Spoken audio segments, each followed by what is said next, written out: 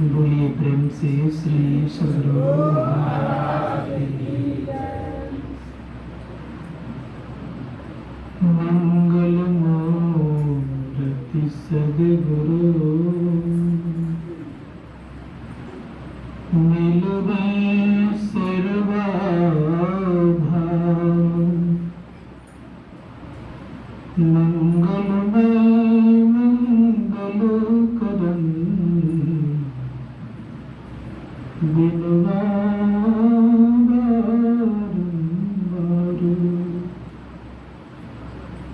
धन्य धन्य सद्गुरु सुख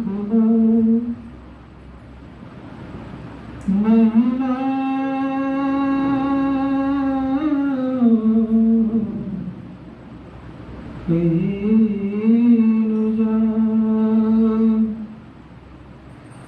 जो कुछ कहो तुम्हारी कृपा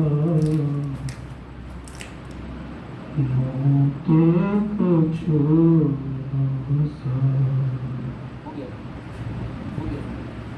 बोलिए प्रेम से श्री सद्गुरु महाराज की जय। विश्व ब्रह्मांड के नायक सर्वक्षण स्मरणीय संत सद्गुरु के युगल पाद पद्मों में कोटि शरण। मंचस्थ डॉक्टर स्वामी महाराज जी, हमारे आदरणीय परम श्रद्धेय विनोद जी महाराज, सम्माननीय प्रोफेसर विजय कुमार, आदरणीय साधक वृंद, संगत समागम सज्जन, आदरणीय माताओं तथा भक्ति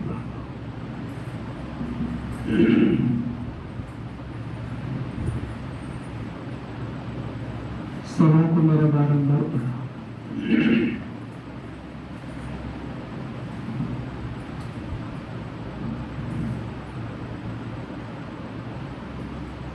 इस संसार में अगर हम आप दृष्टि फैला के देखेंगे, कोई जगह आपको पवित्र नहीं मिलेगी।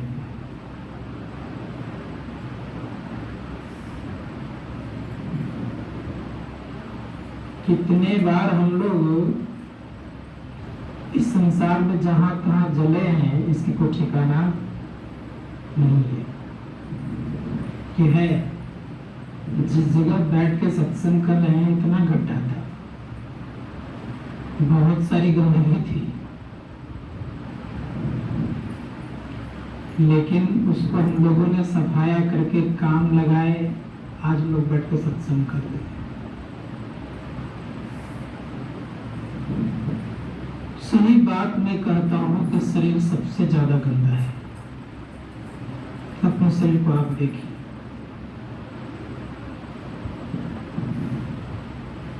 जाल शरीर माही तो अनेक सुख मानी रही हो, ताही में कौन बात भली है। रग रग में रक्त भरी हो, हाड़न के नाक नली, ये सब किसके हैं? क्या है इसको पवित्र है भाई? परम कुछ गुरुदेव कहते हैं, कार्तिक काया निर्मित माया मूत्र बुंद से है बने। इस शरीर जब अच्छे चीजों से नहीं बना है,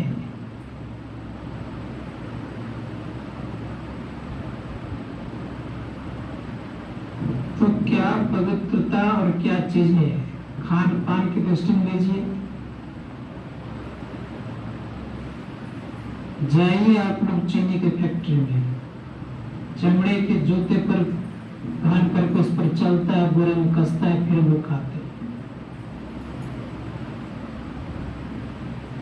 चावल जहाँ खाते हैं, जाइए उस फैक्ट्री में जाकर के देखिए क्या स्थिति होती है। मैं खुद राइस मिल मेरे गांव के लोग चलाते थे, जानते हैं अच्छी तरह से।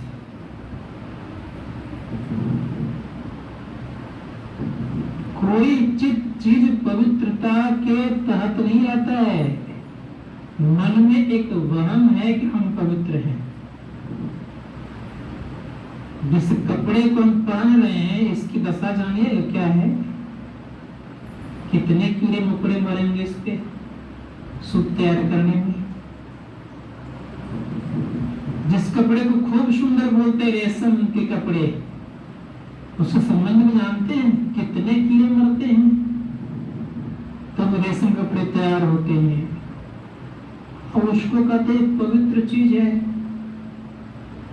संसार में पवित्रता तब आपके जीवन में आएगी जब आप मन को कंट्रोल कर लीजिएगा।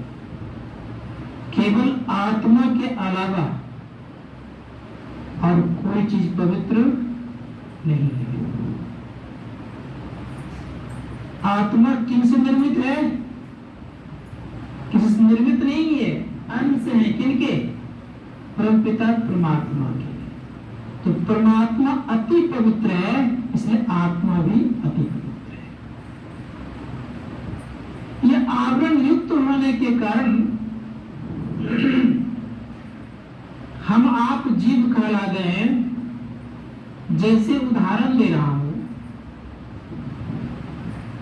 वर्षा का जल जब आकाश से गिरता है ना तो स्वच्छ रहता है। हवा का झोंका लगते लगते लगते मिट्टी पर जब आता है तो मिट्टी से वो गंदा हो जाता है। कौन? जल। लेकिन था कितना निर्मल। जितनी सफाई वर्षा के जल से आपके कपड़े हो जाएंगे उतनी सफाई अन्य जगह के पानी से नहीं होगा। इसीलिए हम लोग भी जितने सफाई पहले थे उतने सफाई जिस दिन हो जाएंगे ना तो फिर फर्क नहीं दिखेगा। हमको दिखेगा, कोई भेद नहीं दिखेगा, कहीं कोई मन में विचार नहीं आएगा उल्टा सीधा। इसलिए ये संत का समाज है, मानना पड़ेगा। संत के समाज में क्या है? मैंने ये भी देखा है, आंखों देखी सुनी सुनाई नहीं। एक महात्मा को मैंने देखा, उनके शरीर में एक घाव था। उस घाव के भीतर में कीड़े हो गए थे। कीड़ा जब गिरता था ना तो उठाकर उसमें डाल देता था। देखी इस बात कर रहा हूं, सुनी सुनाई नहीं। वो कहते तुम इसी में रहो, निकलना मत। तुम कहां जाओ खाने के लिए? इसी को खाओ। उन्हें कष्ट नहीं होता था। एक दो कीड़े नहीं, कई कीड़े पड़े हुए थे, उनको कोई प्रभाव नहीं पड़ता था। क्यों ऐसा होता था?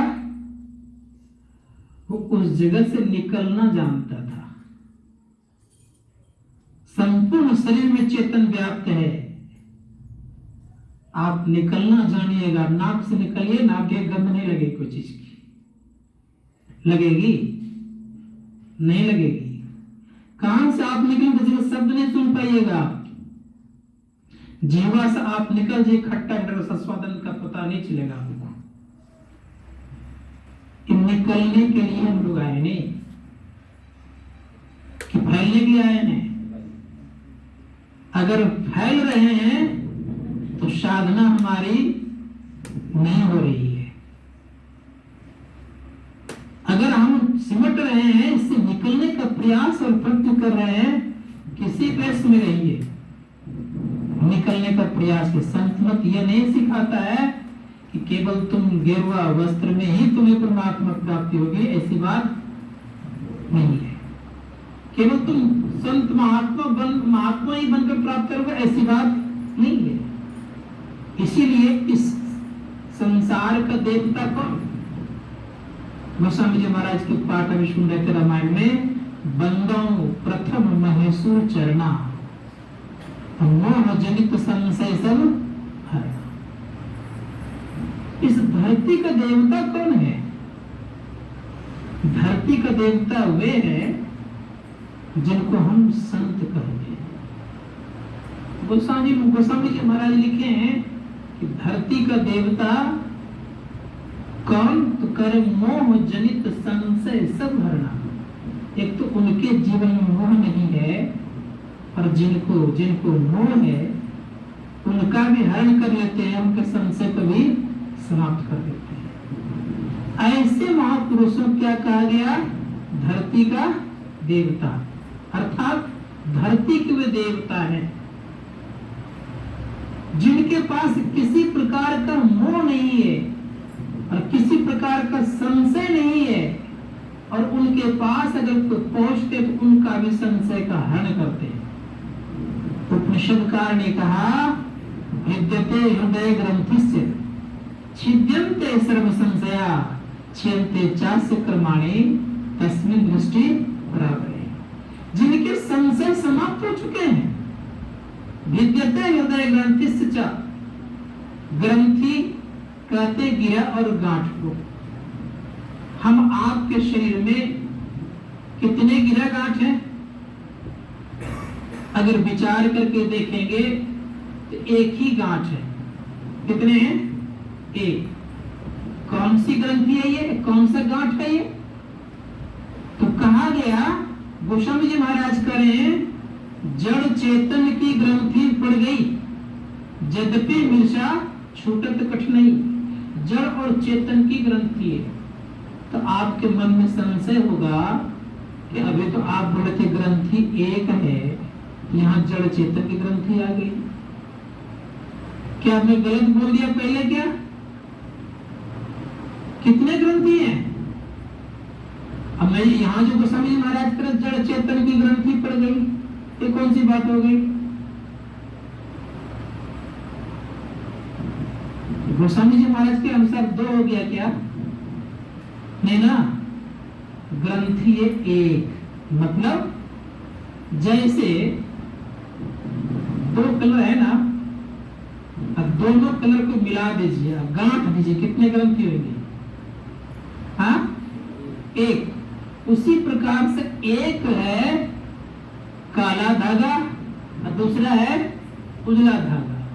दोनों धागा को मिलाकर के गांठ दिए, कितने गांठ हो गए? एक। तो गोस्वामी जी महाराज करें कि जड़ चेतन की ग्रंथि पड़ी हुई है, इसी ग्रंथि को खोलते जो हैं, जो भी खोलते हैं, वे महापुरुष संत कहलाते हैं। वही महापुरुष इस धरती के देवता कहलाते हैं। वही महापुरुष के जीवन में कोई संशय नहीं होता है, और उन्हीं महापुरुषों के अंदर की जो दृष्टि होती है, क्या होती है? परे से परे होती है। दृष्टियां होती है 5।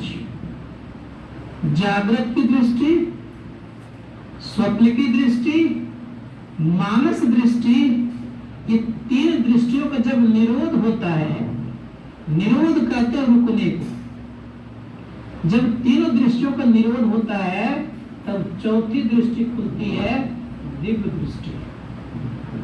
आप लोग तो ध्यानी ज्ञानी आदमी है, कभी कभी मैं भी ध्यान कर लेता हूँ, क्योंकि आप लोगों की तरह तो मैं 18 घंटा 10 घंटा बैठ नहीं पाता हूँ, तो कभी कभी मैं भी ध्यान कर लेता हूँ और करते रहता हूँ कभी कभी। तो गोस्वामी जी महाराज कह रहे हैं कि ये ग्रंथि को खोलो। कैसे खुलेगा? शास्त्रकार कहते खुलने का एक ही उपाय है कि आप ध्यान करो। ध्यान करने के पहले आपको जाना पड़ेगा कहां? संत के पास। संत बताते हैं, संत भेद नहीं जानते हैं। अगर भेद जानते हैं तो संत वे नहीं होते। संतों में किसी प्रकार का भेद नहीं है। जिस प्रकार से डॉक्टर के पास कोई भेद नहीं होता, वो सबका इलाज करते हैं, उसी प्रकार से संत के पास कोई भेद नहीं होता है, वो सबका इलाज करना जानते हैं। क्योंकि प्रत्येक मानव, प्रत्येक जीव भव सागर में पड़े हुए हैं, भव रोग से ग्रसित हैं। इनसे निकालने का केवल एक ही डॉक्टर है, वे हैं संत। इसीलिए उनके पास जाने पर ही हम सुखी हो सकते हैं। गोस्वामी जी महाराज कह रहे हैं कि बंदो प्रथम महेश्वर चरणा, मोह जनित सब संशय हरणा, आगे कह रहे हैं कि इस जगह की स्थिति क्या है, तो उनका निर्मल स्वभाव होता है। साधु का चित्त कैसा, तो कह रहे हैं कि कपास की तरह होता है। कपास बनने में मेहनत में लगता है, इससे कपड़े को बनने में कितना मेहनत लगता होगा। जब ये कपास से रुई निकलता है तो रुई निकलने के बाद ये धागा तैयार होता है। धागा तैयार होने में कितनी मेहनत लगती है नहीं कहीं पता हो तो एक बार हो गांधी ग्राम चले जाइए। कहा, गांधी ग्राम जाके देखिए, जहां महात्मा गांधी चरखा चलाया करते थे। आज भी धागा बनता है रुई से, कितना मेहनत लगता है। इतने मेहनत लगते हैं पता नहीं, और उसमें क्या कोई निरस ये रस है, उस रुई में कोई रस नहीं है। शास्त्रकार कहते हैं संत के जीवन में कोई रस नहीं होता। अगर संत के जीवन में रस आ जाए तब तो उनको कोई भी मानने के लिए तैयार नहीं होता। उनका जीवन कैसा होगा, निरस, लेकिन सबके जीवन में वो सुख भर देता है, सबको शांति और सुख देने का काम करते हैं। यहाँ तक देखने का मौका मिला है। मैं संत प्रमोद जी महाराज के विषय में बता रहा हूँ। आज अखिल भारतीय संत सत्संग का आयोजन था।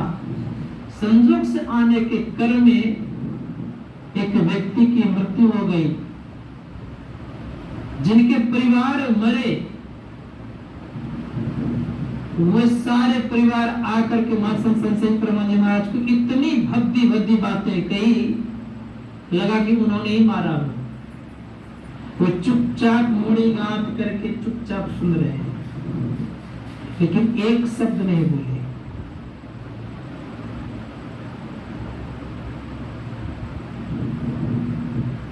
एक शब्द नहीं बोले, बहुत भद्दी भद्दी बातें कही गई, लेकिन एक शब्द बोले नहीं,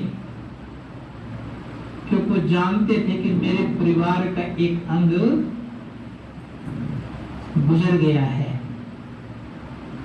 उनका अंदर का जो स्थिति है वो तो बोलेगा ही, क्योंकि भरोसा और विश्वास किया है। आप पर भरोसा और विश्वास है, इसीलिए आपके पास लोग आते हैं। भरोसा और विश्वास नहीं रहेगा तो क्यों आएंगे? तो कोशिश करना ये होगा। कह रहे हैं कि संत का हृदय बड़ा कौन होता है। संत हृदय नवनीत समाना, कह कभी पे कहे न जाना। नवनीत तो कहा संतों ने, नवनीत कहते हैं मक्खन को। संत कहते हैं कि संतों का हृदय, गोस्वामी महाराज का संतों का हृदय नवनीत के समान है, मक्खन की तरह है। लेकिन गोस्वामी जी महाराज कहते उनको कहने के लिए नहीं आया।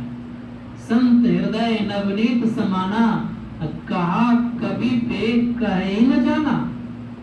तब गोस्वामी जी महाराज करें उनका हृदय कैसा होता है, तो वो करें। गोस्वामी जी महाराज कहते हैं संत हृदय नवनीत समाना, कहा कभी पे कहे न जाना। निज प्रताप द्रवही नवनीता, पर दुख द्रवही संत सुखनीता। धरती के जो देवता होते हैं दूसरे के दुख से दुखी होते हैं, अपने दुख से दुखी नहीं होते। ये धरती का देवता का लक्षण है।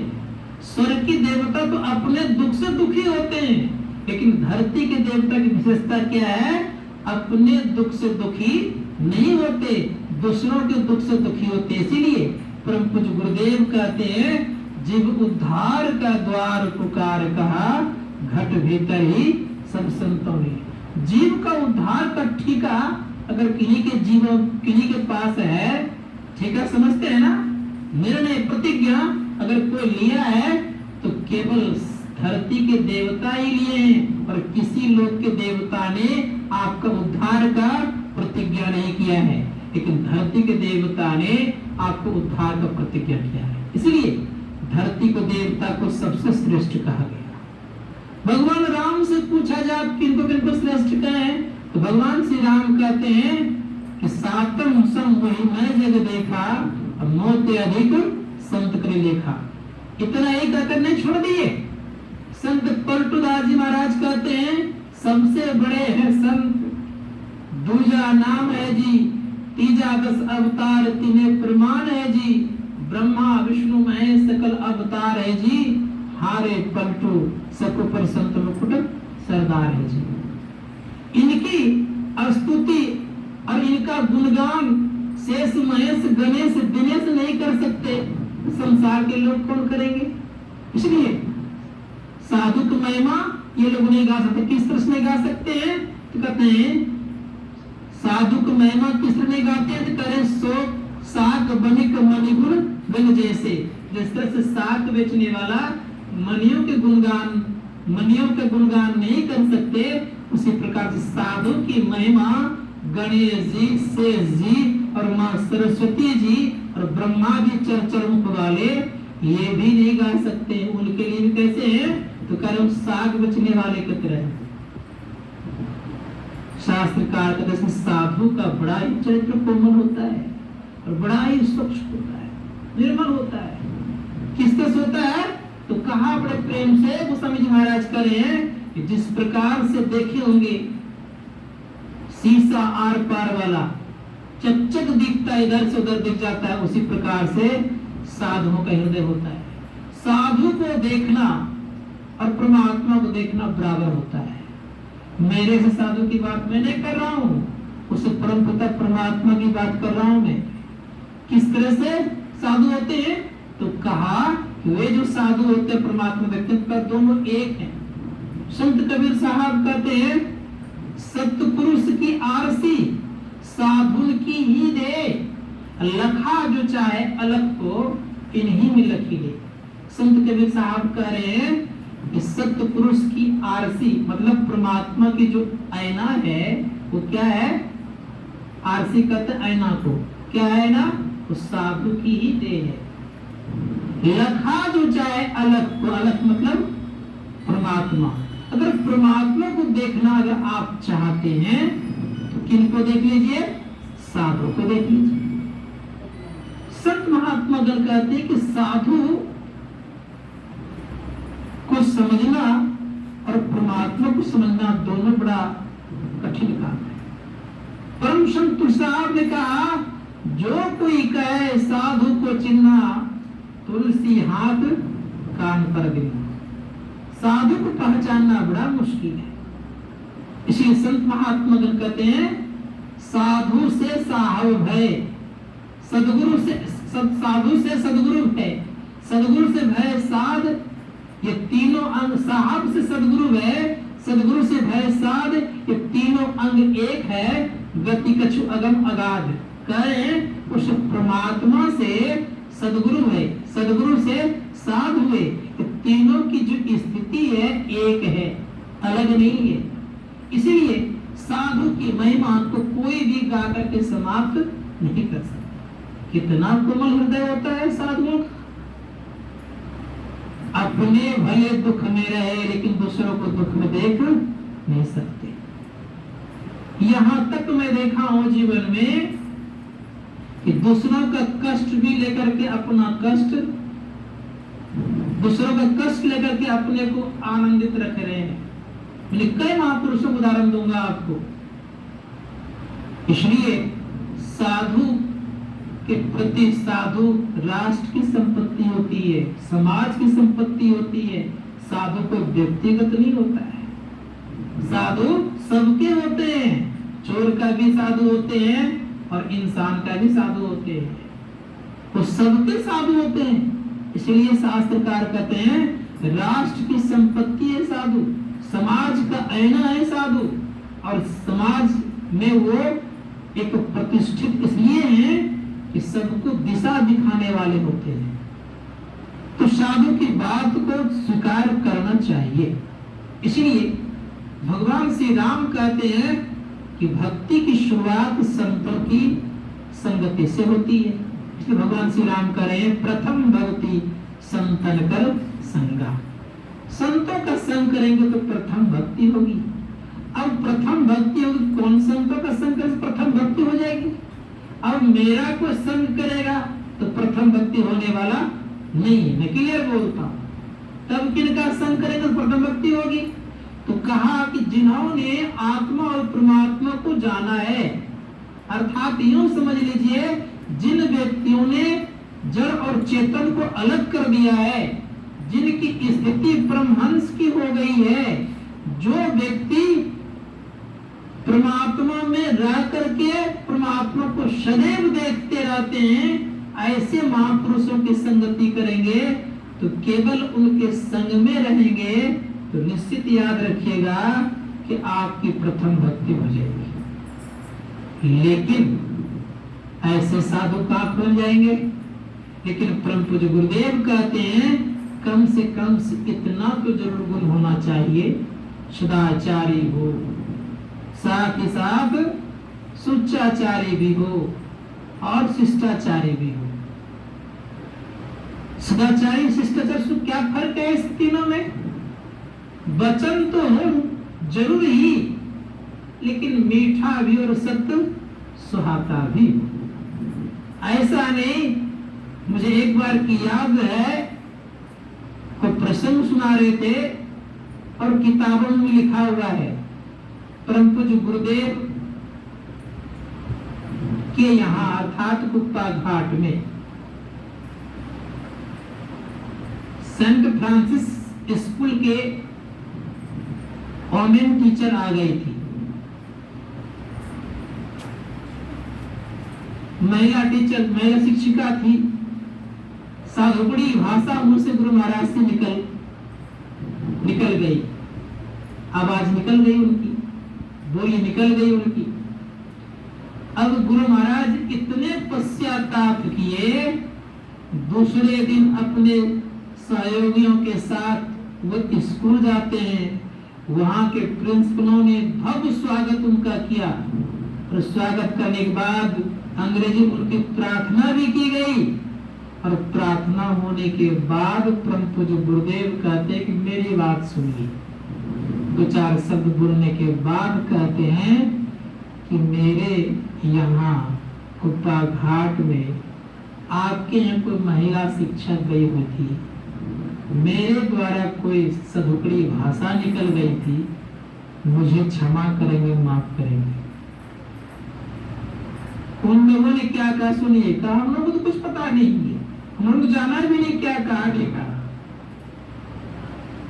लेकिन भीतर गुरु महाराज ने क्या कहा, भीतर नहीं मान रहा था गुरु महाराज का कि मुझसे ऐसा बोला गया।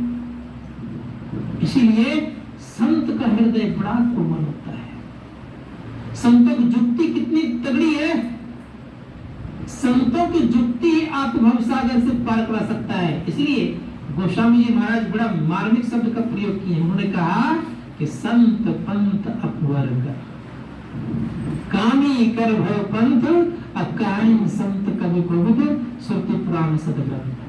संतों का मार्ग ही अपवर्ग का होता है। अपवर्ग पुष्प कहते न, भगवान पुष्प रहते हैं। अपवर्ग कहते हैं जहां ये 5 पवर्ग नहीं होता, अर्थात पवर्ग नहीं होता।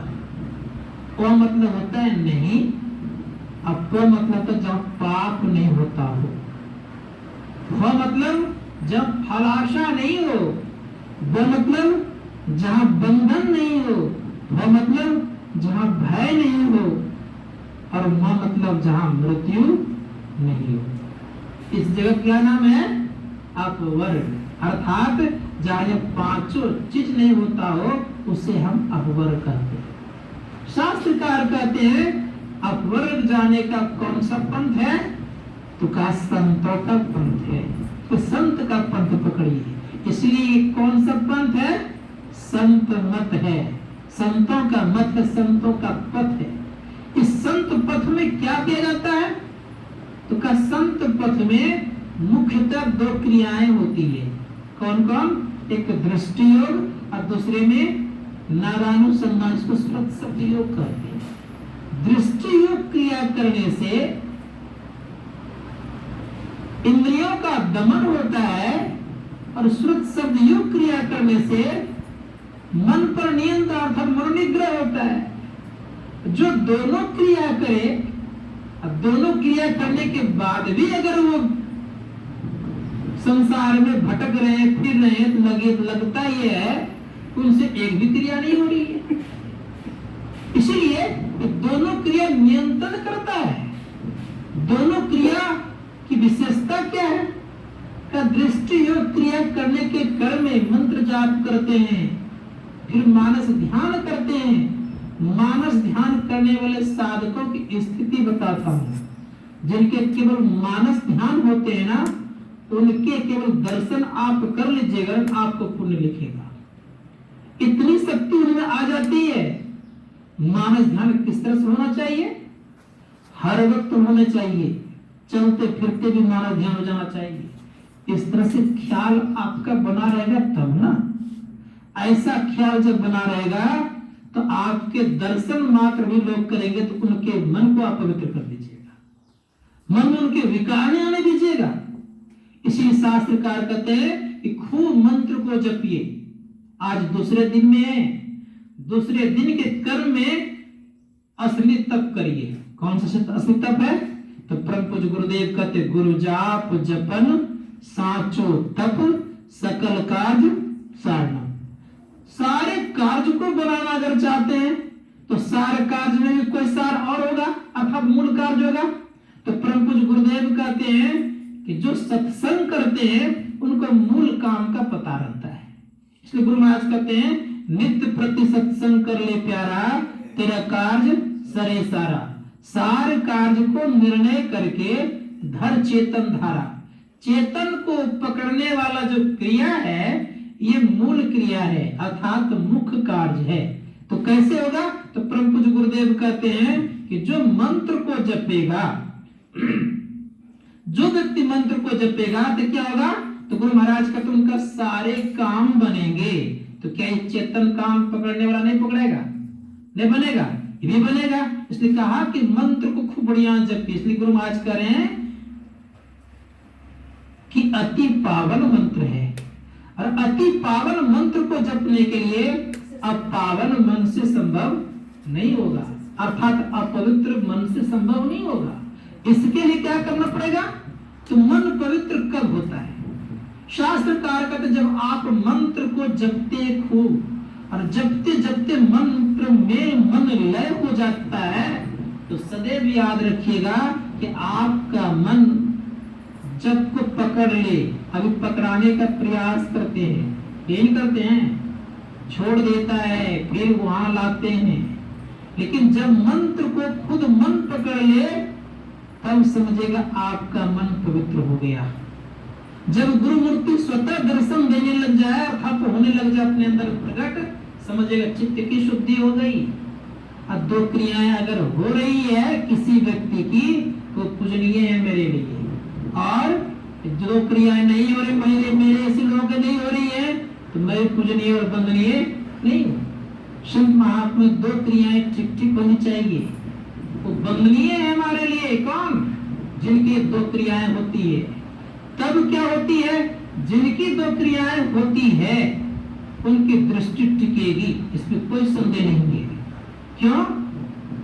स्पष्ट गुरु महाराज ने कहा है, और आप पाठ भी सुनेंगे कि दृष्टि योग की शुरुआत मानस ध्यान से होती है। अर्थात दृष्टि योग की शुरुआत कहां से? मानस ध्यान से। अब मानस ध्यान जब होता है तो संत महात्मा कहते हैं मन उस रूप को छोड़ना नहीं चाहता है। पहले तो मनोमय रूप बनता है, और मनोमय रूप बनने के बाद उस प्रागाढ़ता आ जाती है तो दिव्य रूप में परिणत हो जाता है। उस रूप को जब देखता है साधक तो देखने के बाद छोड़ने का मन नहीं करता है। लेकिन हिदायत है परम पूज्य गुरुदेव का, इसको भी छोड़ करके आगे बढ़ना है। तब क्या करना है? तो इसके लिए हम आपको दृष्टि को टिकाना पड़ेगा। दृष्टि कैसे टिकेगी? दृष्टि टिकती है तब जब दृष्टि की पवित्रता आ जाती है। तब जब तक दृष्टि में बार बार विकार उत्पन्न होने लग जाए तब तक समझिएगा हमारी दृष्टि टिकना बड़ा मुश्किल है। इसी से बचने की जरूरत है। दृष्टि में विकार उत्पन्न नहीं हो, किसी को हम देखें तो मेरे मन विकार पैदा ना करे, ऐसी स्थिति अगर आ जाए तो तब समझिएगा कि हमारी दृष्टि पवित्र हो गई। अगर ऐसी दृष्टि नहीं हो रही है, ऐसी स्थिति प्रकट नहीं हुई है, तब उससे बचने का प्रयास और प्रयत्न कीजिए। दृष्टि पवित्र होगी, दृष्टि टिकेगी, और जैसे दृष्टि टिकेगी तो आपको सुख लगेगा। क्यों? कि आप 10वें द्वार में प्रवेश कर गए। 10वें द्वार में प्रवेश किया तो क्या होगा? हमारे परम पूज्य गुरुदेव कहते हैं, तन नव द्वार हो रामा अति मलिन उठामा। त्याग जो चढ़े हो 10वें द्वारे, वह क्या पाओ? सुख पाओ रे भाई। तो वहां सुख पाएंगे आप। कैसा सुख मिलेगा अंदर में? का जैसा सुख चाहते थे आप, उससे कई बेहतर मिल जाएगा। मतलब विषय सुख से कई गुना ज्यादा वो सुख आनंद देने वाला है। इसीलिए उस सुख में और विशेषता क्या है? तो मैं कभी कभी सुनाता हूँ लोगों को कि मैं एक बार गया था बौद्ध मंदिर, ये गया वाला नहीं, सिक्किम में एक बहुत सुंदर मंदिर बनाया है। तो बौद्ध मंदिर जब मैं गया था सिक्किम में, तो दूर से लगाया हुआ है क्या कहते हैं म्यूजिक, मतलब साउंड, और बड़ा मीठा मीठा, बुद्धं शरणं गच्छामि, धम्मं शरणं गच्छामि, संघं शरणं गच्छामि, बड़ा मीठा मीठा लगाया हुआ। तो मैं दूर से आ रहा था, बौद्ध भिक्षु से बात भी करते आ रहा था। तो मैंने पूछा ये कहाँ से आवाज आ रही है? कहीं माइक तक तो दिखता नहीं है, कोई लाउड स्पीकर नहीं है।